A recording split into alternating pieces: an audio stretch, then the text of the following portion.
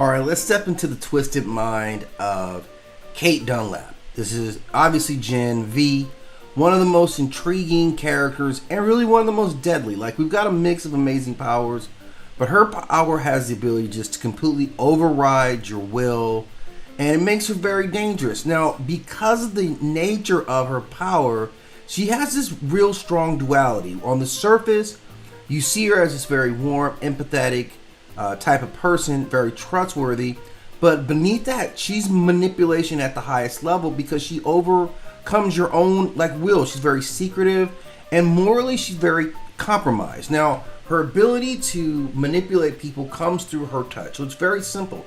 It's powerful, but it's very dangerous. Now, early on, if you saw the flashbacks, obviously she tells her brother to get lost, and she never sees her brother again. Now, that impacted her relationship with her parents right off the bat, and that's where she really started getting that feedback of, I can't be trusted. And they're right. Like, this is what happened. Now, she's still a very emotionally intelligent person, so she reads people very well, but she can't help but manipulate. And a lot of it is she does have these deep-seated kind of insecurities about herself. Like, she still struggles to know whether she would really get acceptance or not. So her power is really about exploitation, because she's forcing people to be close to her that maybe they would have chosen not to. So she never gets to know if her lover, her partner, her friends would actually be that attracted or close to her if she wasn't manipulating, which she does all the time. So inside of all this, she still carries this guilt. Like, her power is a violation of just free will. It's really what it is. It's most of the time intentional, but what she manifests it with is that she compartmentalizes what she does. She has herself, she's very self-righteous at the same time. She has a lot of guilt, but she's very self-righteous in the stuff that she does. So she believes that she's right, or that she is on the side of righteousness.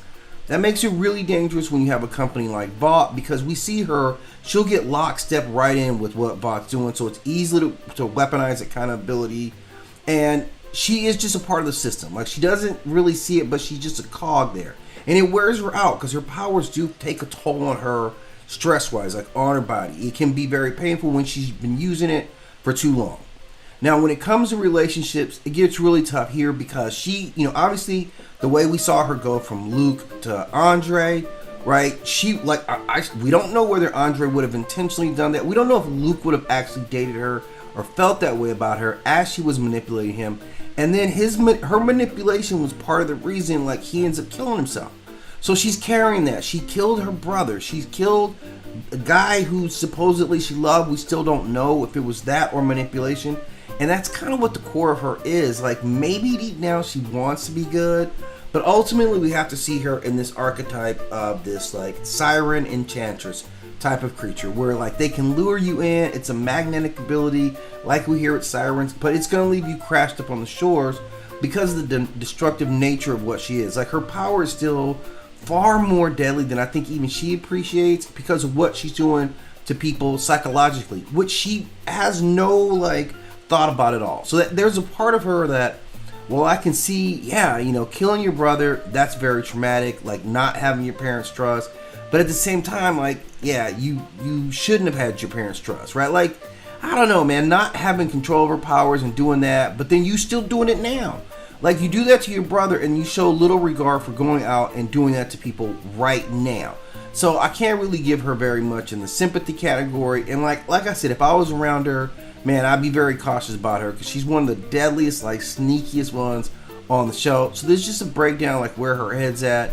Reasonably on the surface, she looks stable, but she's got a lot built up in there. And if she was going to be the next one to crack, I wouldn't be surprised. And there's some real nutcases on the show, but she's quietly up at the top of the list.